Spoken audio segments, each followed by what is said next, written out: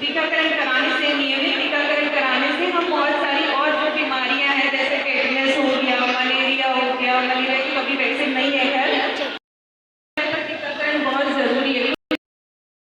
कुछ कुछ उसके अलावा और भी टीकाकरण है जो जरूरी है, जैसे कि टाइफाइड हो गया, हेपेटाइटिस का हो गया, बड़ी माता का टीकाकरण जो कि गवर्नमेंट में नहीं अवेलेबल है। अगर आप लोगों की मतलब अफोर्डेबिलिटी हो तो आप प्राइवेट में जाके उन सब टीकों को लगवा लीजिए जो गवर्नमेंट में नहीं उपलब्ध है। बाकी जो गवर्नमेंट में उपलब्ध है वो सारे टीकाकरण तो आपको कराना ही है, बहुत जरूरी है। बिल्कुल डॉक्टर, हमारी माइक जो है वो टीकाकरण की सारी जो डिटेल है वो सारी चीज़ें शायद उनके पास होगी और जिसके पास नहीं होगी वो आपसे भी ज़रूर कंसल्ट करेगा। डॉक्टर, इसके बाद मैं बात करना चाहूँगी हर माँ की उलझन,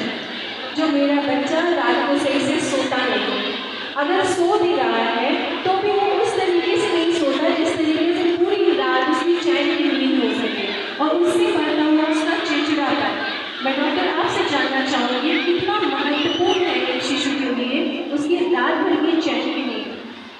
देखिए, रात भर चैन से सोना या पूरे 24 घंटे में जो एक बच्चा पैदा होता है वो पूरे टाइम में से 24 में से 20 घंटे उसको सोना चाहिए। एक जो बच्चा अभी पैदा हुआ है और एक बच्चा जो 5-6 महीने का है उसको भी कम से कम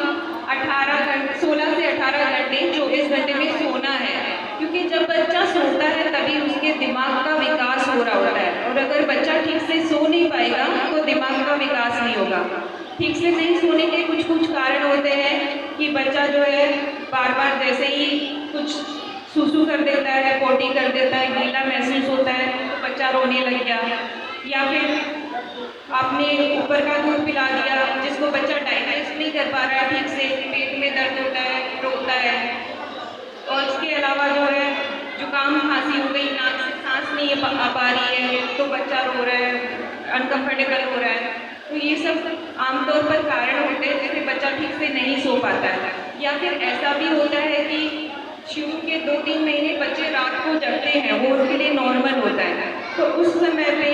माँ बहुत चिड़चिड़ा जाती है क्योंकि वो पूरे दिन भर काम कर रही थी, अब रात में बच्चा नहीं सोने दे रहा है, तो माँ खुद बहुत चिड़चिड़ी हो जाती है, परेशान हो जाती है। इस चक्कर में ये सोचते कि अभी शायद इसको भूख लगी है इसलिए रो रहा है बच्चा, क्योंकि अगर बच्चा